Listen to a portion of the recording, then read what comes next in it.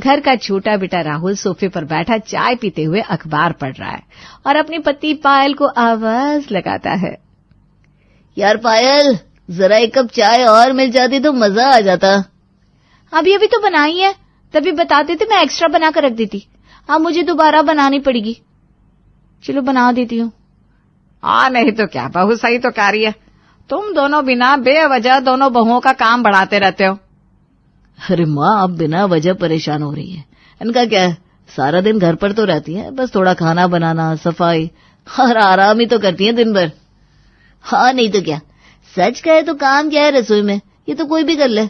असली मेहनत तो हम करते हैं, बाहर कमाने जाते हैं। आज के टाइम में 2 पैसे कमा कर घर चलाना कितनी बड़ी बात है। दोनों लड़कों की बातें सुनकर सुमित्रा कुछ नहीं कहती।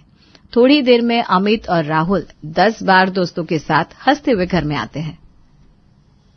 नेहा, कुछ दोस्त आए, चाय नाश्ता बना देना और लंच भी थोड़ा अच्छे से बनाना। नेहा उसे हैरानी से देखने लगती है।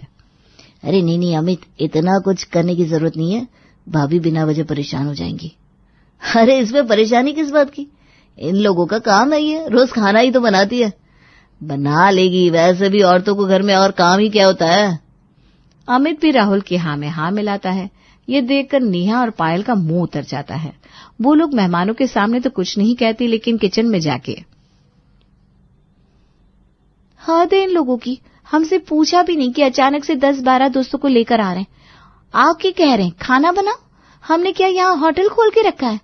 सही कह रही हो तुम, लेकिन हम कर भी क्या सकते हैं? अब मेहमानों के सामने कुछ कह भी तो नहीं सकते। हाँ भाभी, चलो फिर मार्केट जाना कैंसिल, पहले सबके लिए खाने की तैयारी करते हैं। एक काम करो, आज पाव भाजी बना लेते हैं, तब तक तुम चाय बना लो। पायल चाय के साथ नमकीन, बिस्किट और कुछ स्नैक्स रखकर मेहमानों के सामने लेकर आती है। अरे ये क्या पायल, तुमने पकौड़े नहीं बनाए? ऐसे सूखी सूखी चाय पिलाओगी क्या मेहमानों को? जाओ जल्दी पकौड़े बना कर लाओ। पायल ये सब सुनकर गुस्से का घूंट पीकर रह जाती है। वो किचन में आती है और ट्रे को पटकते हुए कहती है, फरमाइशें तो देखो लाट साहब की, पकौड़े बना लाओ। अरे ऐसे ही बनते क्या पकौड़े? अरे यार, अभी तो पाव भाजी की सब्जी भी नहीं काट पाई, अब पकौड़े बनाने होंगे। दोनों बहुएं जल्दी जल्दी पकौड़े बनाती हैं। नेहा पकौड़े लेकर आती है। अरे ये क्या, सिर्फ आलू के पकौड़े बनाए हैं क्या यार? कम से कम प्याज का और मिर्ची के तो बना लेते। चलो कोई ना, अब जाकर बना कर ले आओ, बहुत दिन हो गए मिर्ची के पकौड़े खाए। ये सुनकर नेहा को गुस्सा आने लगता है। अरे रहने दे भाभी, कितना काम करेगी, वैसे भी मुझे तो प्याज के पकौड़े पसंद ही नहीं है, आलू ही अच्छा है, और ज्यादा मिर्ची से ना एसिडिटी हो जाएगी। नेहा किचन में आती है। इन दोनों भाइयों से समझदार तो इनके दोस्त हैं। कम से कम उन लोगों को हमारी मेहनत तो दिख रही है, लेकिन इन दोनों भाइयों को दिखता ही नहीं कुछ। नहीं तो क्या, बड़ी आसानी से कह दिया, मिर्ची और प्याज के भी पकौड़े बना लो। मन तो कर रहा है मिर्ची के पकौड़ों की जगह मिर्ची ही खिला दो दोनों भाइयों को। दोनों बहुएं मिलकर पाव भाजी बनाती है और सबको परोसती है। वाह भाभी, क्या पाव भाजी बनाई है आपने, मजा आ गया। अरे क्या मजा आ गया, नमक कम है इसमें। एक तो सिर्फ पाव भाजी बनाई, ये नहीं कि छोले भटूरे बना लेती। छोले भटूरे बनाने के लिए छोले एक रात पहले भिगोने पड़ते हैं, ऐसे थोड़ी ना अचानक से बन सकते हैं। अरे रहने दो, सब जानता हूं मैं, काम ना करना पड़े इसलिए कुछ न कुछ बहाना करते रहते हो तुम लोग। और नहीं तो क्या, सिर्फ घर ही तो संभालना है, वो भी नहीं होता तुम लोगों से। पायल और नेहा मेहमानों के सामने कुछ नहीं कह पाती। सावित्री देवी दोनों लड़कों को देख रही थी। सब मेहमान चले जाते हैं, पूरा फैला पड़ा था। चलो मेहमान तो चले गए, लेकिन ये घर का क्या हाल हो गया है, सफाई दोबारा करनी पड़ेगी। हाँ भाभी, किचन में भी बर्तन का भंडार लगा हुआ है। एक काम करती हूँ, मैं किचन कर लेती हूँ, आप ये सब सफाई का काम कर लो। दोनों बहुएं घर साफ करना, किचन, सब कुछ करते करते बुरी तरह थक जाती हैं और राहुल और अमित पर सोफे पर बैठे टीवी देख रहे हैं। रात हो जाती है। भाभी, इतने बर्तन हो गए थे, साफ करते करते मेरी उंगलियां घिस गई। मेरा भी कुछ ऐसा ही हाल है, पूरा घर साफ करते करते मेरी तो कमर दर्द करने लगी। दोनों लड़के उनकी बात सुनकर कहते हैं, बिल्कुल नाजुक हो गए तुम लोग, जरा सा काम किया नहीं कि थक गई। इतने लोग अचानक से आ गए, सबका चाय नाश्ता खाना पीना, सब काम करने में थकान नहीं होगी क्या? क्यों भाई, ऐसा कौन सा तीर मार लिया आप लोगों ने? सिर्फ खाना ही तो बनाया, उसमें कैसी थकान? जितना काम हम करते हैं तुम लोग तो उसके आगे कुछ भी नहीं करती। सुमित्रा देवी दोनों लड़के की बातें सुन रही थी, लेकिन अब वो चुप नहीं रहती। हाथ धकार दी तुम लोगों ने। एक तो बिना बताए इतने सारे लोगों को ले आए, ऊपर से बहुओं की मदद करने की जगह उन्हें सुना रहे हो। बहुओं ने सब कुछ इतना अच्छे से संभाला है। अरे माँ, तो उसमें कौन सी बड़ी बात है, ये सब तो कोई भी कर लेगा। और क्या, इन लोगों का काम ही क्या है? तुम लोगों को बहुओं का काम छोटा लगता है ना। चलो एक दिन तुम लोग पूरा घर नहीं सिर्फ रसोई संभालो, तब पता चलेगा तुम लोगों को। देखती हूँ कितना आसान लगता है तुम लोगों को।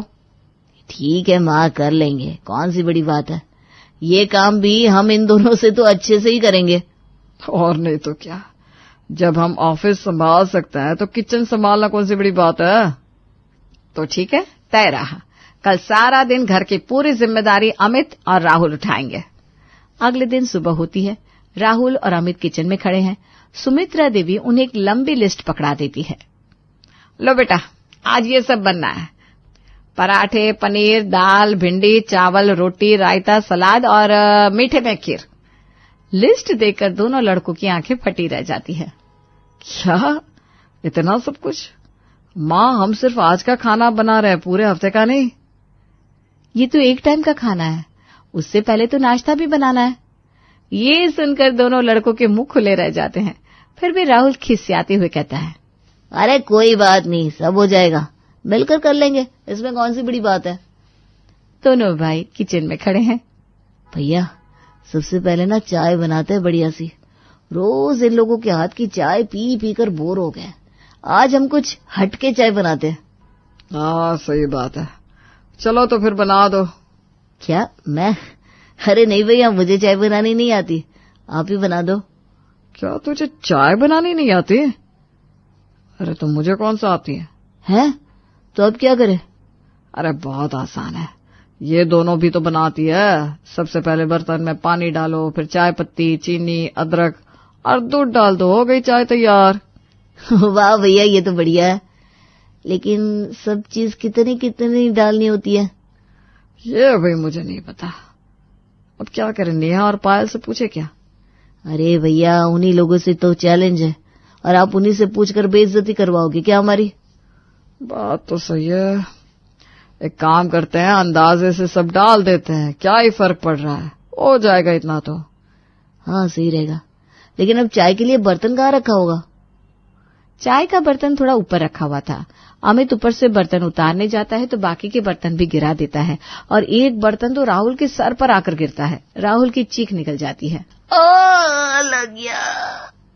राहुल की आवाज सुनकर पायल और नेहा और सावित्री किचन में आती हैं। अरे क्या हुआ, ये शोर कैसा? उन तीनों को देखकर अमित और राहुल खिसिया जाते हैं। राहुल अपना सर पकड़े हुए कहता है, कुछ भी तो नहीं, वो बस थोड़ा हाथ फिसल गया भैया का। अब देखो कैसी बढ़िया चाय बनाकर लाते हैं, रोज से भी बढ़िया। हाँ बिल्कुल, आप लोग जाओ, बैठ जाओ। दोनों लड़के मिलकर मुश्किल से चाय बनाकर लाते हैं। ये लीजिए, पीजिए हमारे हाथ की स्पेशल चाय। सावित्री देवी जैसे ही चाय की पहली चुस्की लेती है, उसका मुंह बन जाता है। अरे ये क्या बनाया है, चाय में नमक कौन डालता है? दोनों लड़के हैरान। क्या नमक? ऐसा कैसे हो सकता है? दोनों चाय पीकर देखते हैं तो थूक देते हैं। इससे बकवास चाय मैंने आज तक नहीं पी। हाँ, बनाई भी तुमने ही है। हाँ तो क्या हो गया, पहली बार बनाई है, गलती से शक्कर की जगह नमक डल गया। अरे किसी से भी हो सकती है ऐसी गलती। अच्छा, ये बात है। देखते हैं खाने में क्या हाल करते हो आप लोग। ओ हेलो, तुमसे तो अच्छा ही खाना बनाएंगे हम, कोई खास बात नहीं है खाना बनाना। दोनों लड़के किचन में जाते हैं। भैया, चाय में तो सबके सामने हमारा कबाड़ा हो गया, अब खाना हमें जबरदस्त बनाना होगा। सही कह रहा है छोटे, चलो दिखा देते हैं इन सबको कि हम क्या कर सकते हैं। भैया, मैं पनीर की सब्जी बनाता हूँ, एक काम करता हूँ, कुकर में डालकर 10-12 सीटी लगा देता हूँ, ऐसी सब्जी बनेगी सब उंगलियां भी खा जाएंगे। सावित्री, पायल और नेहा चुप कर दोनों को देख रहे थे। अरे ये क्या कर रहे हैं, पनीर में सीटी कौन लगाता है? अब पता चलेगा इन लोगों को कि खाना बनाना कितना आसान है। तीनों हंसने लगती हैं। जब तक मैं भिंडी बना लेता हूँ। अमित टेढ़ी मेढ़ी भिंडी काटकर उसमें ढेर सारा पानी डाल देता है। इतना पानी तो काफी रहेगा। इतना तो आसान है खाना बनाना। ये लोग ऐसे दिखाते हैं जैसे कितना बड़ा काम है।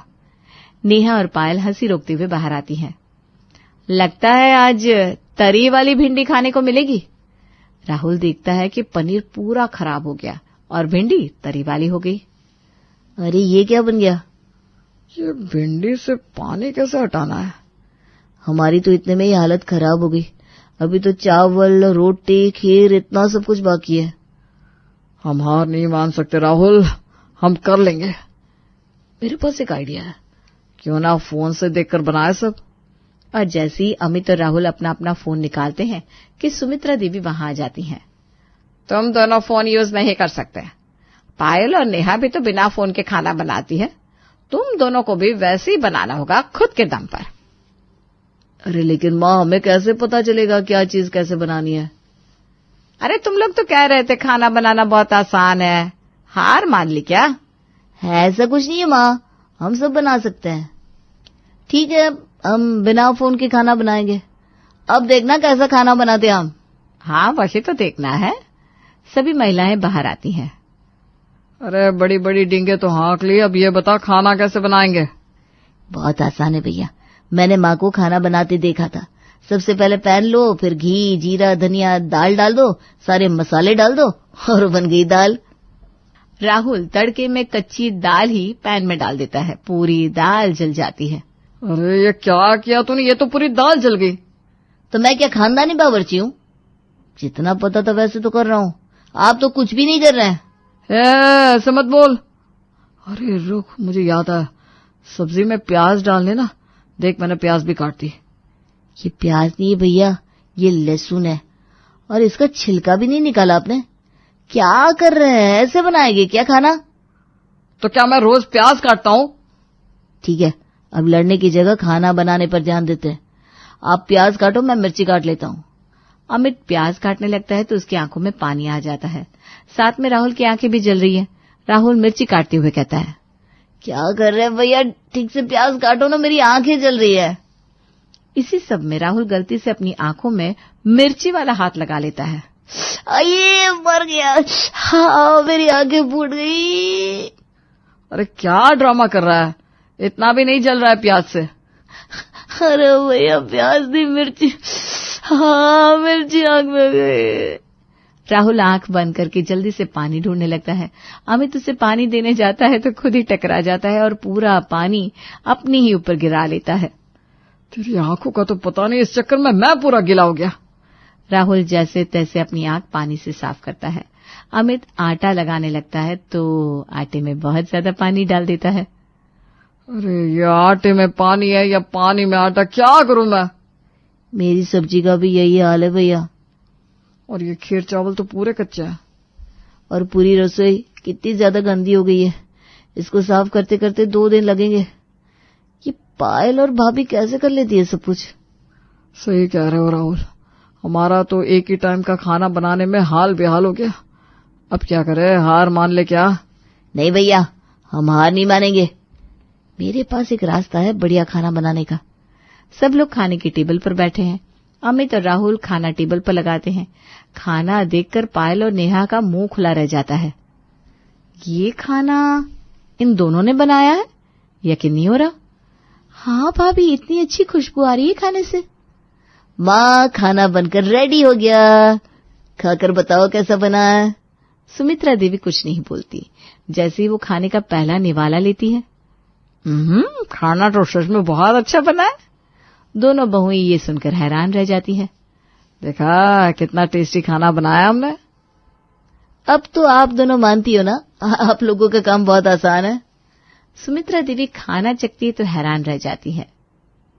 ये खाना कुछ जाना पहचाना सा है। अच्छा बच्चों, हमसे ही चालाकी, अभी मजा चखाती हूँ। सुमित्रा देवी उठकर किचन की तरफ जाती है। सब लोग भी उसके पीछे जाते हैं। सुमित्रा देवी किचन की हालत देखकर हैरान रह जाती हैं। अरे ये क्या हाल कर दिया है तुम दोनों ने रसोई का? तुम लोगों ने खाना बनाया या युद्ध किया? मम्मी जी, किचन को देखकर लग रहा है यहाँ कोई भूचाल आया है। अब इसको साफ करने में हमें शाम हो जाएगी। तुम लोगों ने चीटिंग की है। खाना नंदू हलवाई के यहाँ से आया है ना? ये सुनकर अमित और राहुल का मुंह बन जाता है। राहुल फुसफुसाता है, अरे माँ को कैसे पता चल गया? क्या सच कहा ना? तुम लोगों को क्या लगा चीटिंग करके जीत जाओगे? मेरे रहते ऐसा कभी नहीं होगा। दोनों लड़के खिसिया जाते हैं। अब आपको कैसे पता चला माँ? माँ हूं तुम दोनों की, अपने बछड़े के दांत अच्छे से जानती हूँ। तुम दोनों इतना भी भूल गए कि हम लोग जब भी बाहर से खाना मंगाते हैं तो नंदू हलवाई के यहाँ से ही मंगाते हैं। अमित और राहुल अपना माथा पीट लेते हैं। अरे ये तो हम भूल ही गए। तुम दोनों ने चीटिंग की है ना, तुम दोनों को इसकी सजा मिलेगी। आज से अगले 2 दिन तक तुम दोनों को ही पूरा घर संभालना होगा। राहुल और अमित बुरी तरह चौंक जाते हैं। नहीं माँ, अब और नहीं। एक टाइम का खाना बनाने में हमारा दम निकल गया। माँ हमें समझ में आ गया है कि खाना बनाना कोई बच्चों का खेल नहीं है, हमें माफ कर दो। मुझसे नहीं, पायल और नेहा से माफी मांगो। तुम दोनों को क्या लगता है सिर्फ पैसे कमाना ही काम है? घर संभालना कोई काम नहीं है? मुझे माफ कर दो पायल, आज समझ में आ गया तुम जो करती हो वो कितना जरूरी और मुश्किल है। भाभी आप भी मुझे माफ कर दो। हाँ नेहा, मुझे भी माफ कर दो। पायल माफ कर दो, हम गलत थे, लेकिन आज हमें समझ में आया कि आप दोनों रोज पूरा घर संभालती है, जबकि हम तो एक दिन तो दूर की बात एक टाइम का खाना तक नहीं बना सके। तो आज क्या सीख मिली? काम कोई छोटा बड़ा नहीं होता, जिम्मेदारी सिर्फ पैसे कमाने की नहीं होती, घर संभालना भी एक फुल टाइम ड्यूटी है। सब मुस्कुराते हैं। राहुल और अमित जाकर सोफे पर जाकर बैठ जाते हैं। और महाराज की तरह बैठ क्या गए? हाँ, अब जो किचन का बेहाल किया है उसको साफ करने में पायल और नेहा की मदद करो, जाओ। सब लोग मिलकर पूरा किचन साफ करते हैं। हाय, मेरी तो कमर ही टूट गई है। धन्य है आप दोनों जो इतना काम रोज कर लेती हैं। हाँ भाई, हालत खराब हो गई आज तो। वैसे देखा जाए तो तुम दोनों को तो हर हफ्ते छुट्टी मिल जाती है, लेकिन इन बहुओं का क्या? इन बेचारियों को एक दिन की छुट्टी नहीं मिलती। तो अब से हर शनिवार और रविवार तुम दोनों पायल और नेहा के घर के काम में मदद करोगे। हाँ, अब हर शनिवार और रविवार हम मिलकर किचन संभालेंगे। और कभी कभी नंदू हलवाई का खाना भी मंगा लेंगे। सब लोग हंसने लगते हैं। पूनम, जो शर्मा परिवार की बड़ी बहू है, कहने को तो पूनम एक सर्वगुण संपन्न बहू है, लेकिन उसे ये बिल्कुल भी मंजूर नहीं कि उसके होते हुए उसके सामने कोई किसी और की तारीफ कर दे। अब घर में हुई है उसके देवर की शादी, और शादी करके घर में आई है उसकी नई नवेली देवरानी। अब नई नवेली बहू घर में आई है तो तारीफ तो अब कुछ चीजों में उसकी भी होगी, लेकिन क्या पूनम अपनी देवरानी की होने वाली तारीफों को बर्दाश्त कर पाएगी? या फिर उसकी हो रही तारीफों से जलकर वो घर में कुछ अतरंगी कारनामे करने शुरू कर देगी? चलिए देखते हैं। पूनम बहू, अब तो तू बहुत खुश होगी। पहले तुझे पूरे घर को अकेले संभालना पड़ता था, लेकिन अब तो घर में तेरा हाथ बंटवाने के लिए तेरी देवरानी आ गई है। अब तो तुझे घर संभालने में कोई परेशानी नहीं होगी। अरे परेशानी कैसी माँ जी?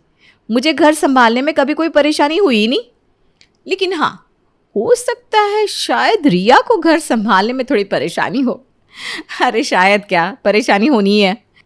आजकल की लड़कियों को ना घर का काम आता है, ना ही उन्हें घर का काम करने की कोई आदत होती है, इसलिए मुझे नहीं लगता कि रिया मेरे साथ मिलकर घर की जिम्मेदारियों को संभाल पाएगी। ऐसी बात नहीं है दीदी, मुझे शुरू से ही घर सजाने और खाना बनाने का शौक़ था, इसलिए मैंने अपनी मम्मी से घर के सारे काम बहुत ही अच्छे से सीखे हैं। हाँ, भले ही मैं आज के ज़माने की मॉडर्न लड़की हूँ, लेकिन मुझे घर के सारे काम बहुत अच्छी तरह से करने आते हैं। आप बिल्कुल भी टेंशन मत लीजिए, मैं आपके साथ मिलकर घर को बहुत अच्छी तरह से संभाल लूँगी। बिल्कुल सही कहा बेटा। पूनम बहू, मैं तेरी तरह ही अपनी नई बहू को बिल्कुल छांट कर अपने आकाश के लिए चुनकर लाई हूँ, और अगर रिया को कभी किसी काम में कोई परेशानी हुई तो तू तो है ही उसे सिखाने के लिए। बाकी तू चिंता मत कर, बहू लाखों में एक ढूंढ कर लाई हूँ मैं। अब ये लाखों में एक है या नहीं, ये तो बाद में पता चलेगा ना माँ जी। फिलहाल तो मैंने जो सबके लिए खाना बनाया है, चलिए वही खा लेते हैं। भाभी, मैंने भी आप सबके लिए मीठे में खीर बनाई है।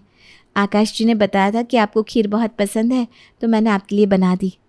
अरे वाह बेटा, ये बहुत अच्छा किया तूने। वैसे बिना खीर खाए बहुत दिन हो गए। अच्छा हुआ जो तूने बना दी। माँ जी, आपका खीर खाने का इतना मन हो रहा था तो आपने मुझे क्यों नहीं बोला? मैं बना देती आपके लिए। अरे बहू, तू पहले ही पूरा घर संभालती है तो मैंने सोचा कहाँ तुझे परेशान करूं। अब रिया बहू आ गई है तो मैं इसी से कहकर अपने लिए खीर बनवा लिया करूंगी, है ना रिया बहू? जी माँ जी।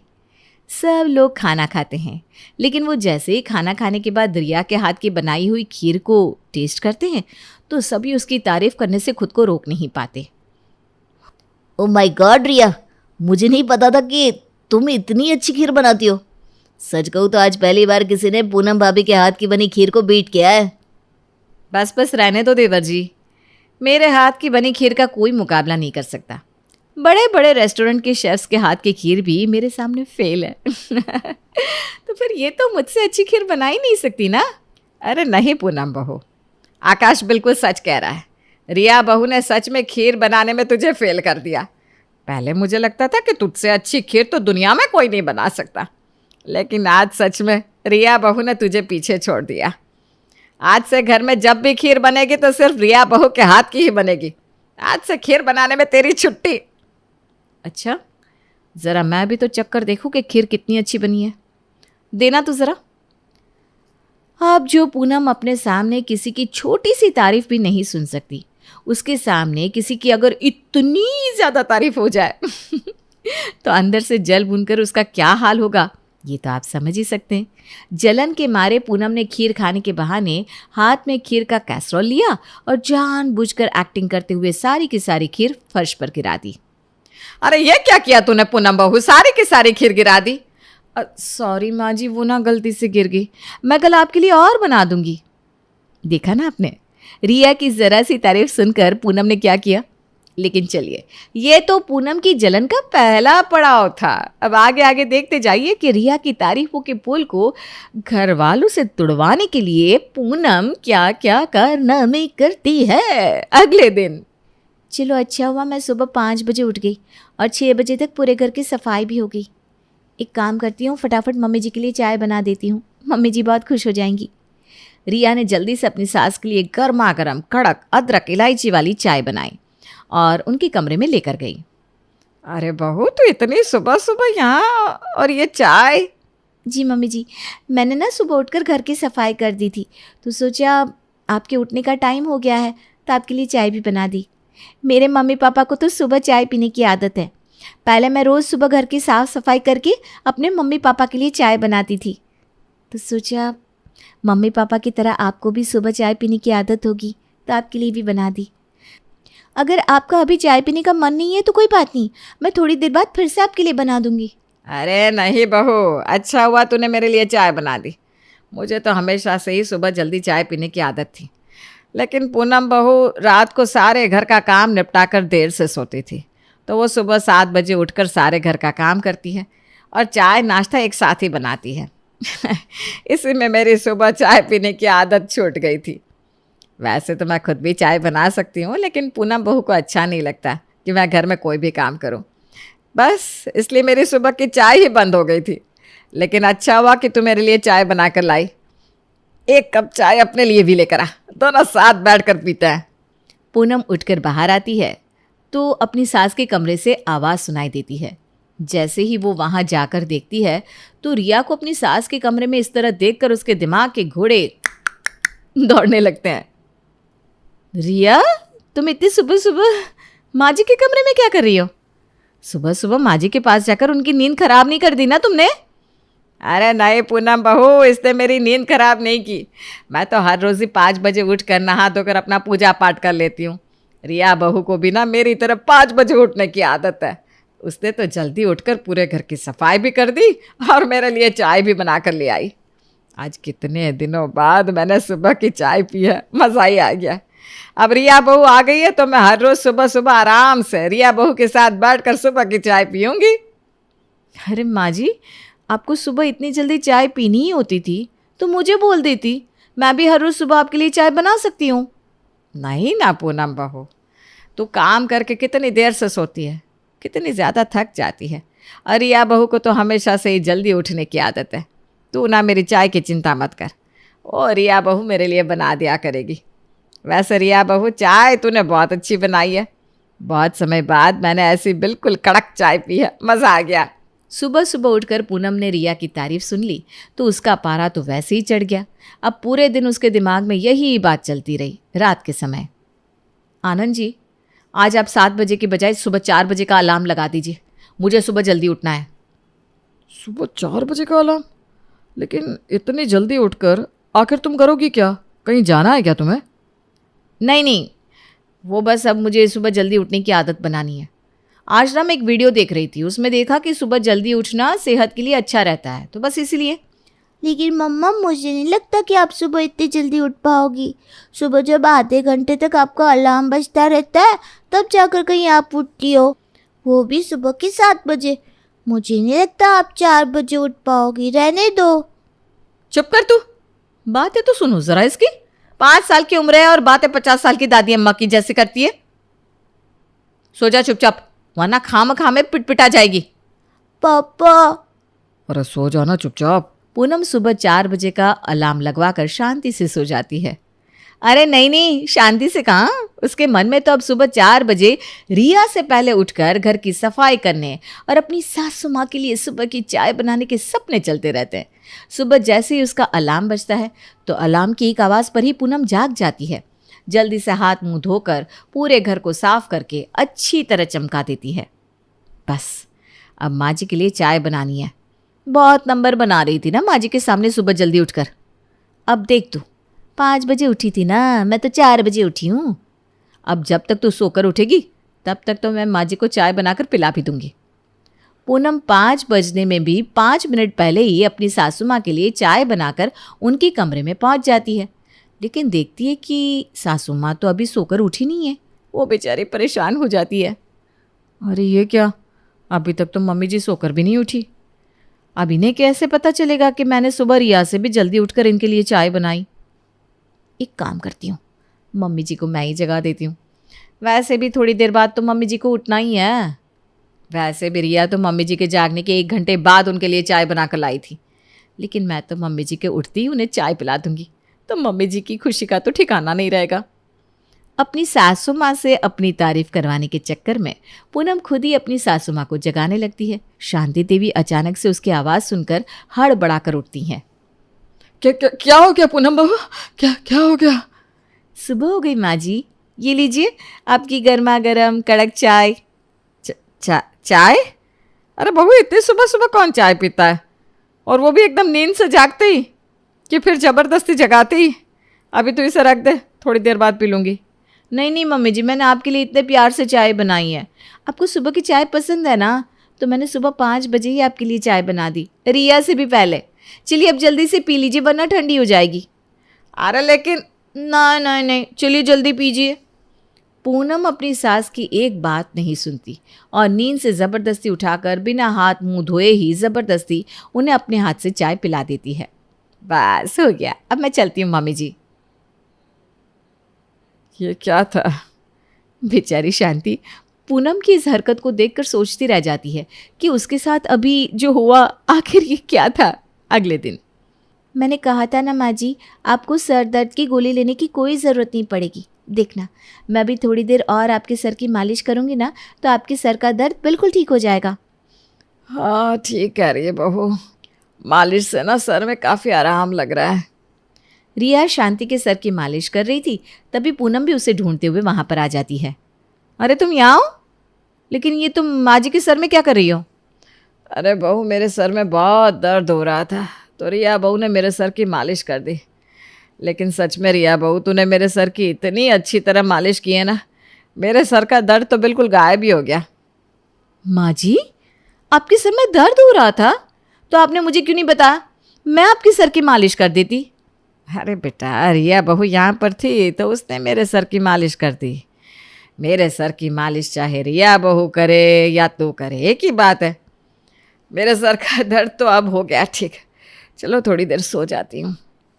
अब पूनम के होते हुए रिया ने सासू माँ के सर की मालिश कर दी और इसके लिए सासू माँ ने रिया की तारीफ भी कर दी। ये बात पूनम को कैसे बर्दाश्त हो सकती थी। अगले दिन, मम्मी जी आराम से हॉल में बैठी हुई है। एक काम करती हूँ, जाकर उनके सर की मालिश कर देती हूँ। बहुत तारीफ कर रही थी ना कल मम्मी जी कि रिया ने मेरे सिर की मालिश की है। लेकिन जब मैं आज अपने हाथों से मम्मी जी के सर की मालिश करूंगी ना, तब उन्हें पता चलेगा कि असली मालिश क्या होती है। पूनम बिना कुछ सोचे समझे अपनी सास के पास जाती है और अचानक ही उनके सर की मालिश करनी शुरू कर देती है। अरे ये क्या हो रहा है? कौन है ये? छोड़ो छोड़ो मुझे। अरे मम्मी जी, मैं हूँ पूनम, आपकी आज्ञा करी बड़ी बहू। मैंने सोचा आपके सर की मालिश कर दूं, आपको अच्छा लगेगा। अच्छा लग रहा है ना मम्मी जी? अरे बहू, तू अभी मेरे सर में तेल मालिश मत कर, मत कर। नहीं मम्मी जी, मैं आपकी कोई बात नहीं सुनूंगी। आपने रिया को तो हमेशा अपनी सेवा करने का मौका दिया, लेकिन मुझे कभी अपनी सेवा का मौका ही नहीं देती। आज मैं आपकी कोई बात नहीं सुनूंगी, मुझे मालिश करने दीजिए ना प्लीज।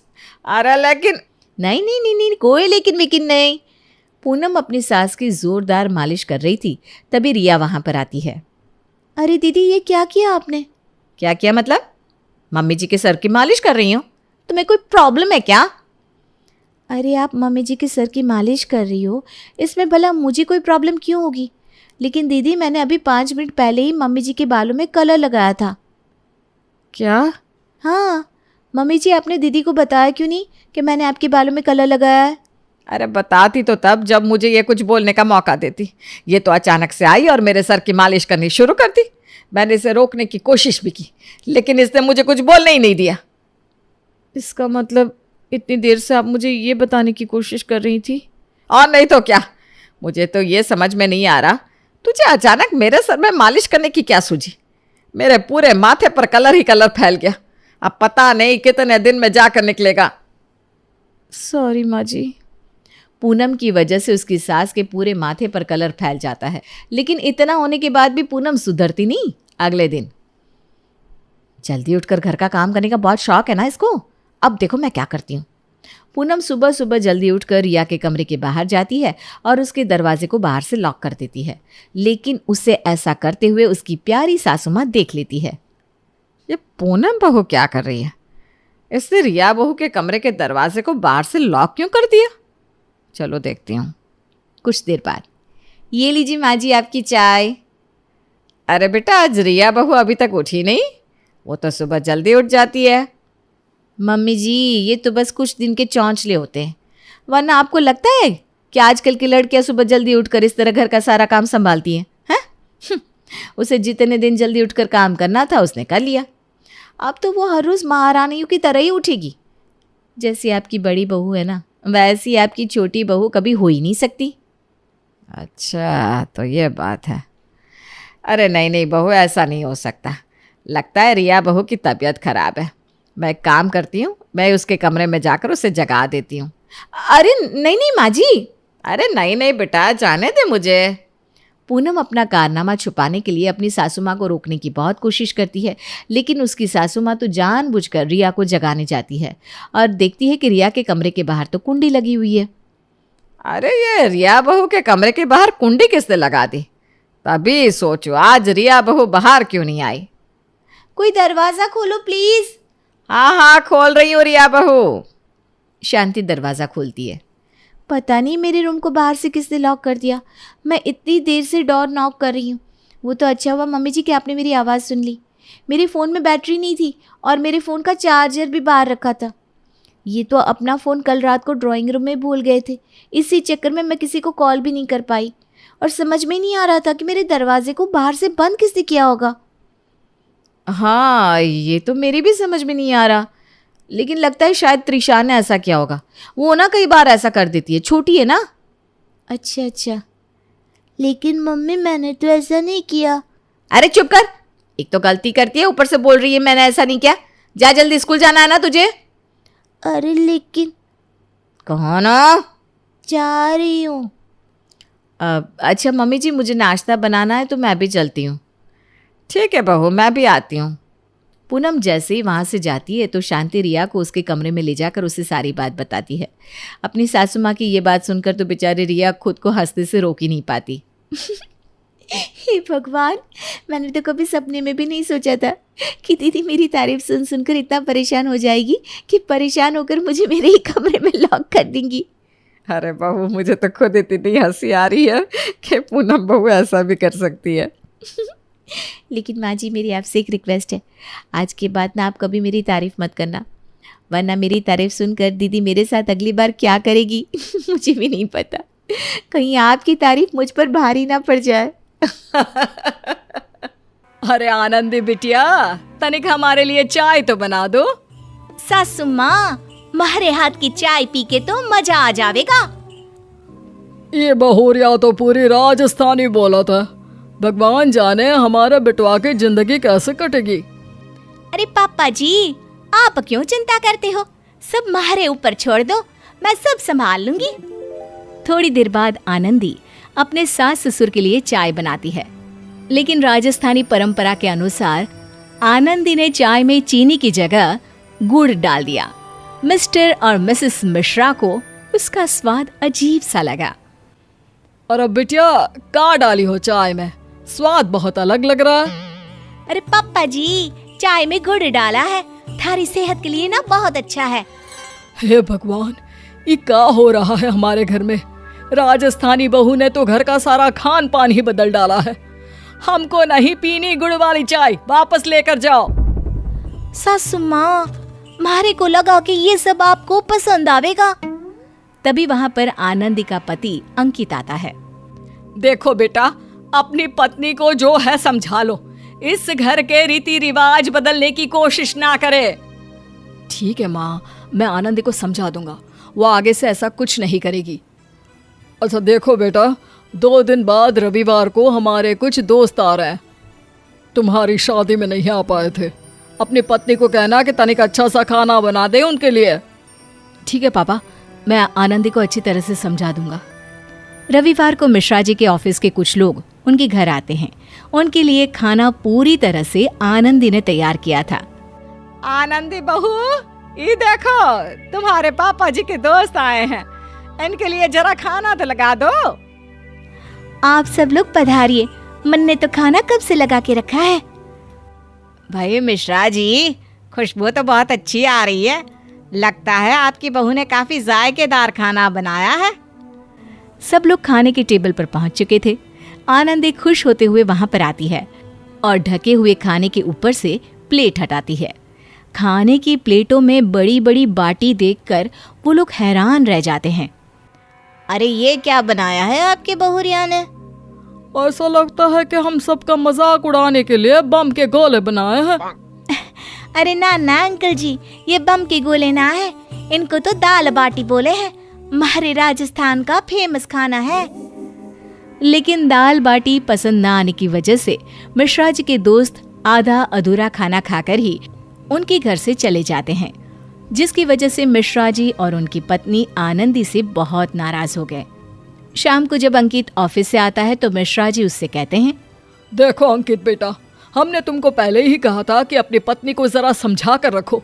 आज हमारे दोस्तों के सामने हमारा मजाक बना कर रख दिया। आनंदी, मैंने कहा था ना तुमसे कि तुम्हें यहाँ के रहन सहन के हिसाब से काम करना होगा। मारे से गलती हो गई अंकित जी, आगे से पूरा ध्यान रखूंगी।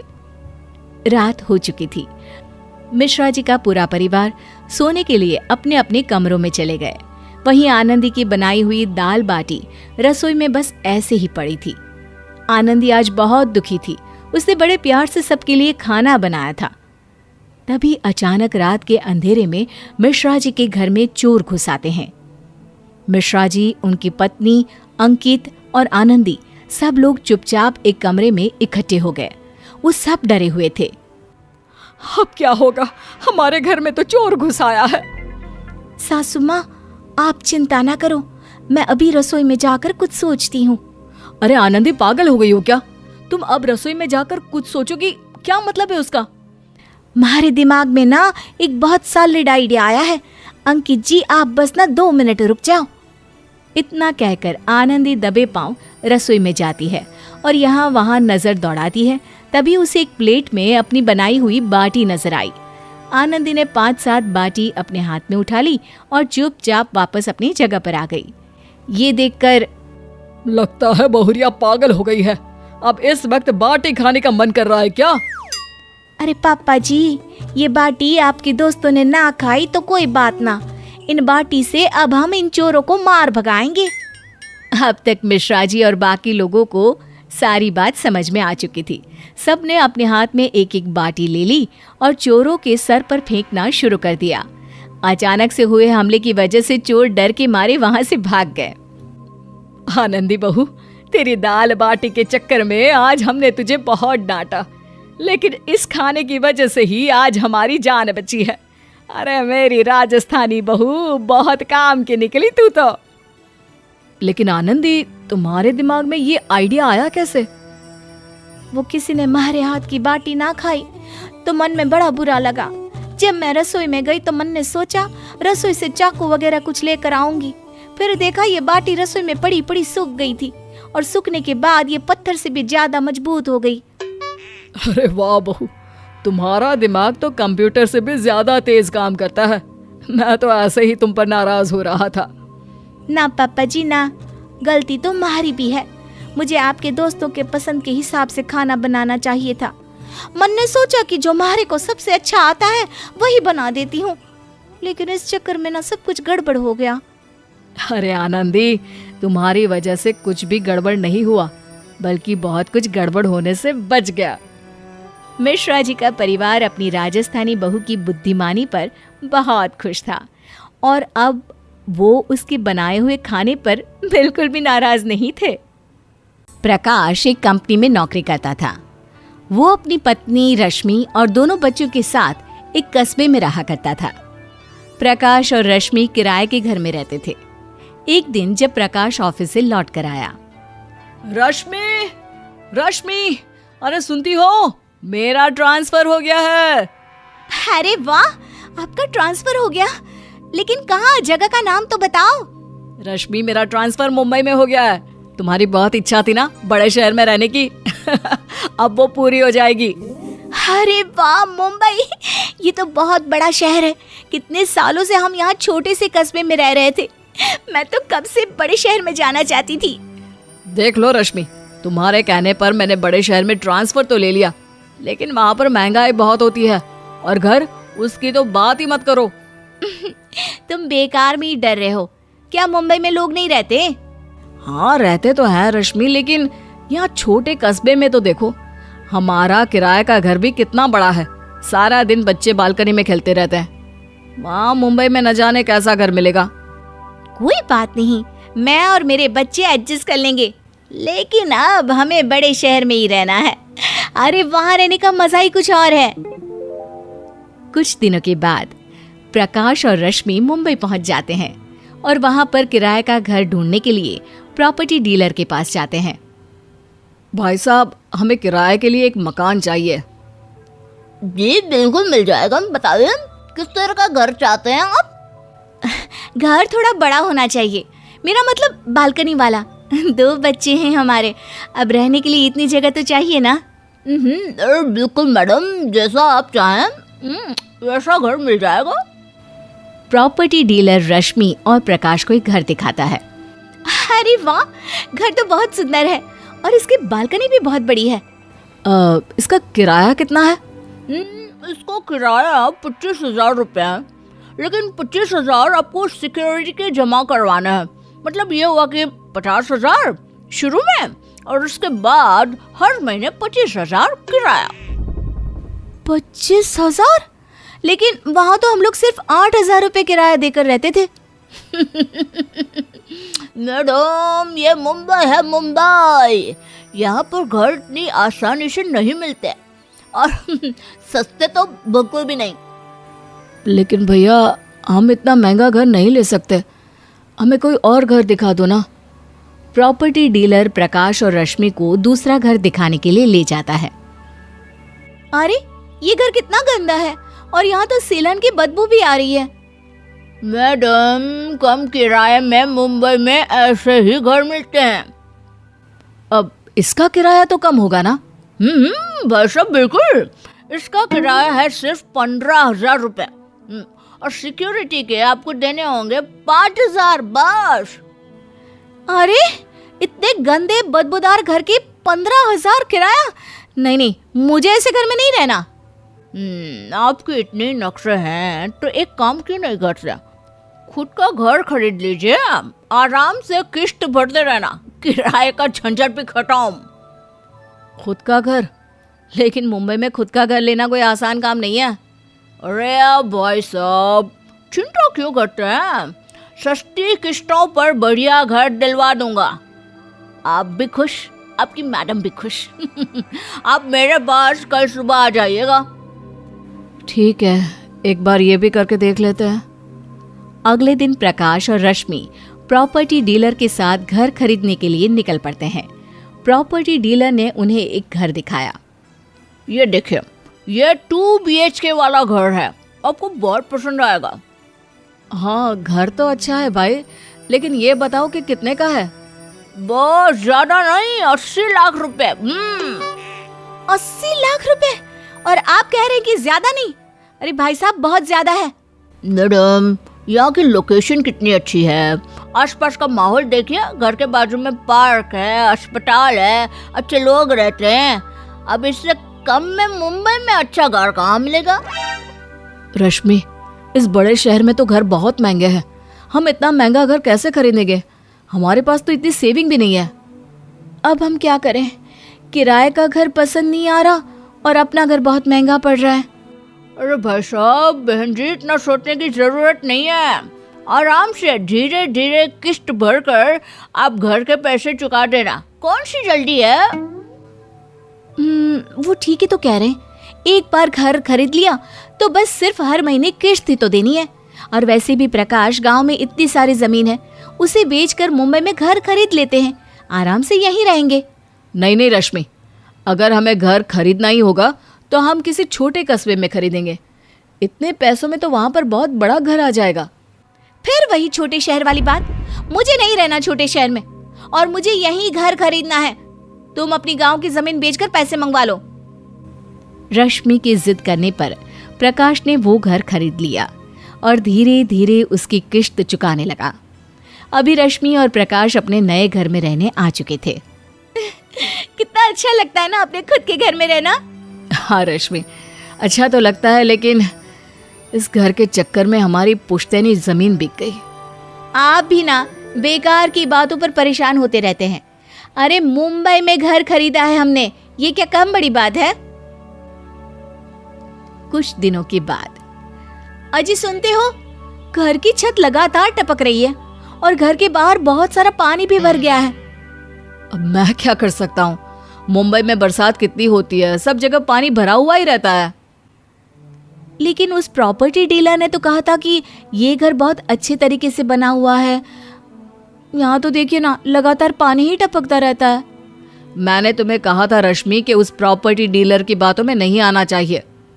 और इस घर में सिर्फ पानी टपकने की ही प्रॉब्लम नहीं है, आसपास के लोग हर रोज किसी न किसी बात पर झगड़ा करने आ जाते हैं। इसी बात का तो मुझे डर था और इसीलिए मैं शहर में घर नहीं लेना चाहता था। लेकिन हमें एक बार प्रॉपर्टी डीलर से बात करके उसे कहना चाहिए, क्या पता कोई हल निकल आए। रश्मि और प्रकाश प्रॉपर्टी डीलर को मिलने जाते हैं। अरे भाई साहब, 80 लाख रुपए का घर खरीदा है हमने, उसमें भी उसकी छत लगातार टपकती रहती है। ये आपने कैसा घर दिलवा दिया? अब इसमें मैं क्या कर सकता हूँ? अगर आपको अपने घर की मरम्मत करवानी है तो 20 लाख और जमा करवा दीजिए, मैं सब कुछ ठीक कर दूंगा। 20 लाख? अरे ये क्या बात हुई? जब हमने घर खरीदा था तो आपने कहा था कि वहां पर सब कुछ ठीक है, आसपास के लोग भी ठीक है, लेकिन वो लोग तो आए दिन झगड़ा करते रहते हैं। अरे बहन जी, अब वहां पर रहने वाले लोग झगड़ा करते हैं तो इस बात में प्रॉपर्टी डीलर क्या कर सकता है? अरे लेकिन घर की मरम्मत वो तो आप कर ही सकते हैं ना। इस तरह टूटा फूटा घर आपने हमें खरीदवा दिया, ये अच्छी बात नहीं है। मैंने आपके साथ जबरदस्ती की थी क्या? मैंने आपके साथ कोई जबरदस्ती नहीं की थी, और मुंबई में तो यही हिसाब किताब है। अगर आप चाहते हैं कि आपको अपने घर की मरम्मत करवानी है तो 20 लाख और दे दे। मुझे लगता है रश्मि, हमने बहुत बड़ी गलती कर दी। मुंबई, दिल्ली जैसे बड़े शहर में घर खरीदना बहुत टेढ़ी खीर है। हम जैसे मिडिल क्लास लोगों के लिए इतने बड़े शहर में घर बनाना वाकई मुश्किल नहीं, बल्कि बहुत मुश्किल है। अब रश्मि को भी समझ में आ गया था कि उसने जिद करके मुंबई में जो घर बनाया था वो वाकई में बहुत मुश्किल काम था।